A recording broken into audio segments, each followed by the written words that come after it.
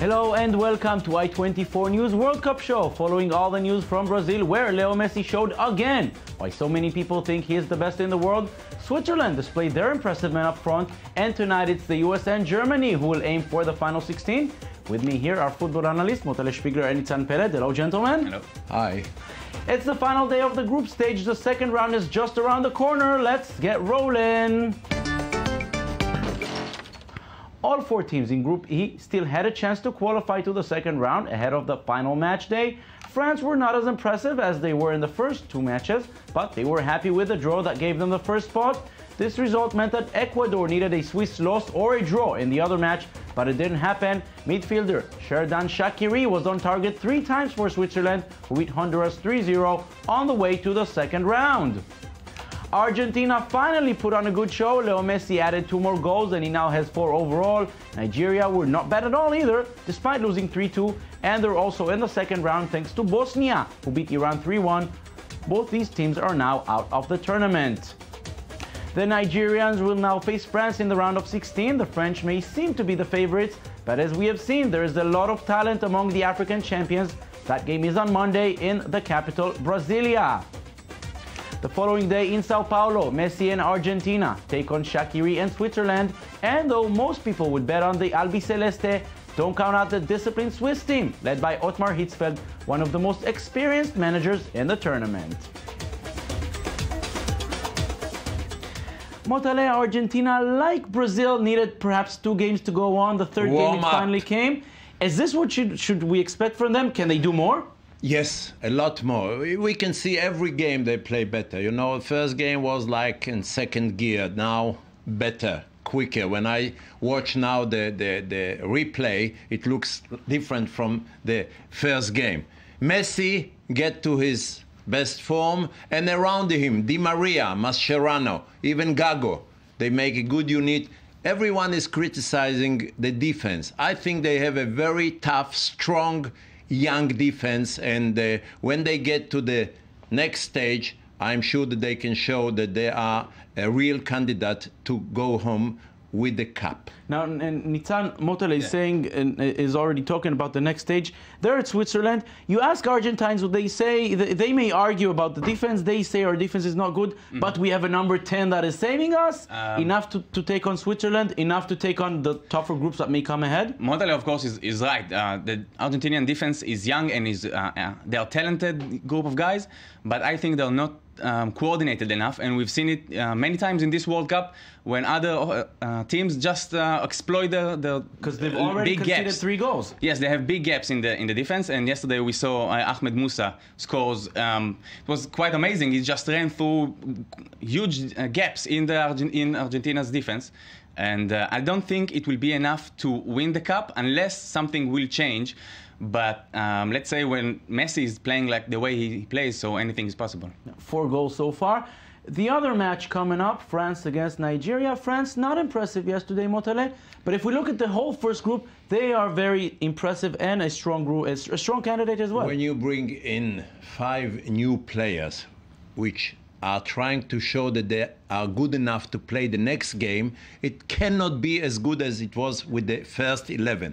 But for me, they had a very good game. They played well in defense. They create chances. They are defending well. They are a wonderful squad, and I think that they will have a tough game against Nigeria, but they are favorites. They are enjoying being there. It's a different France from the last World Cup in South Africa. Absolutely, no social problems finally. And you can see the atmosphere for the first time, I don't know, in more than 10 years. The atmosphere in the French group looks good. It looks like they're enjoying playing with each other. And yesterday, even though he made a lot of changes in starting 11, they played on the same system. They stood on the field the same way they stood on the first 2 games. They run on the field. If you stay, you lose. Yeah, they run on the field. The same routes. They play the same way. And if you look at all the favorites on this tournament, each and every one has its own flaw. And I think the French team is maybe the most.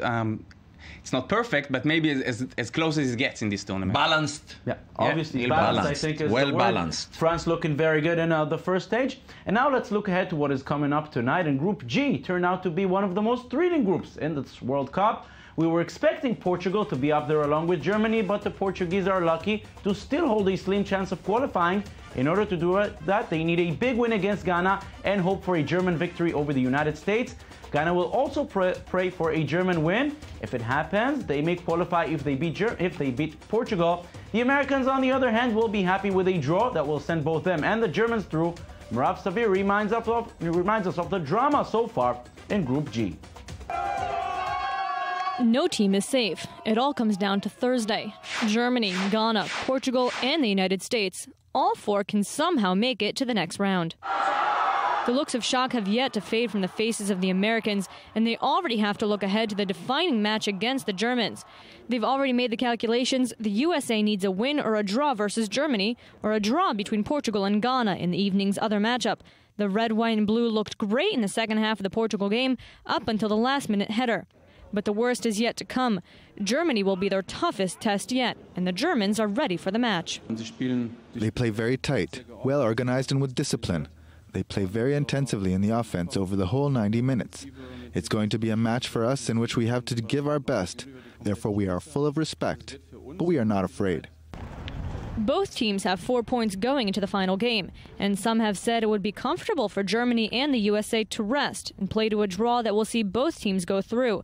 But based on the German character and the place where U.S. coach Jürgen Klinsmann came from, don't count on it.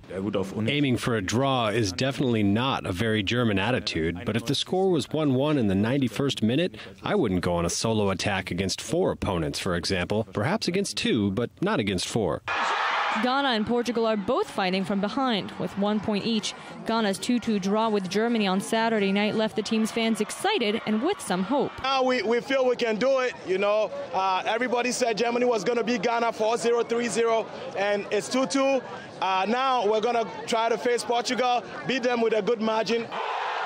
The team with the most to prove is Portugal. The Portuguese came to Brazil with high expectations. Star Cristiano Ronaldo aiming to leave his mark on the World Cup history.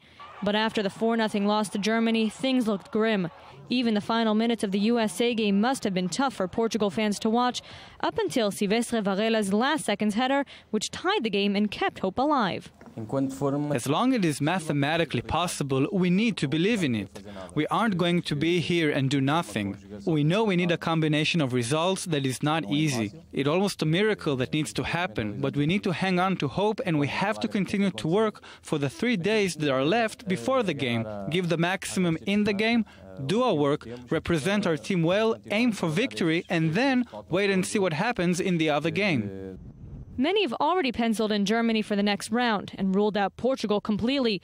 But as we've seen in the World Cup so far, guessing and assuming is pointless, because the Cinderellas and the small guys are here to play. Motale, you mentioned something while we were watching the story. You said the Germans are saying we're not afraid of the United States. Amazing. That's what the United States have become, and it's all up to them now. A draw and they're through. No, I will repeat and say, everybody thinks it depends on the United States. No, it depends on Germany, because the difference between the German football and the American soccer, I'm sorry, big. But Klinsmann, who was the coach of the national team and scored so many goals for Germany, he's now playing against the one who was his assistant, Love. I mean, it will be a tough game. Klinsmann is very bright. He knows what to say before he meets Ronaldo, an angry one. He knows what to say before he needs, but on the field it depends how his players can bring something special. And against the German wonderful squad, very organized, very calm, and they are okay with the draw. I would say now to United States, be careful. If you go to win the game, you will lose it. If everyone will stay back, can I stay back? It will be a draw, and then nothing is dependent on anybody. It's a game, an open game, interesting game. The fact that Klinsmann is there and not with the Mannschaft makes it even more interesting. Yes, let's say 2 things about this game. First of all, Klinsmann made of the American team kind of a German team. Germanized the American team. They're playing really organized football, and no player is bigger than the team. That's why Landon Donovan is out. I'm sure you've already talked about it. And the second thing is everybody's talking about maybe Klinsmann and Love and the players, maybe they talked about playing for a draw, but the fact that everyone knows exactly what is going on, there's no need for someone to say, okay, let's play for a draw. There's no need. Everyone knows, and it's going to be a fine, entertaining game, and I don't think it's going to be nil-nil. No 0-0. Maybe a draw, no 0-0. Yeah, I think it's going for maybe 4 goals. Now, one quick question. The Portuguese players are, of course, saying, well, we believe there's still a chance. Do they believe? Do they really believe? If they're looking at the big star Cristiano Ronaldo, I don't think they believe, because Cristiano Ronaldo doesn't play as part of the team, and he looks angry all the time. He said the angry one. And when you look at players, if you have the best player on the team, if he works the hardest, if he comes and try to be the best teammate he could, all the other players are infected by it. And Cristiano Ronaldo has a bad influence on this team. And it's not always the same with Cristiano Ronaldo, because we've seen him plays a really good, let's say, with his players, with his teammates, playing good football with Real Madrid and even previously with Portugal. But this time it's really horrible, and I think Ghana has more chances than Portugal.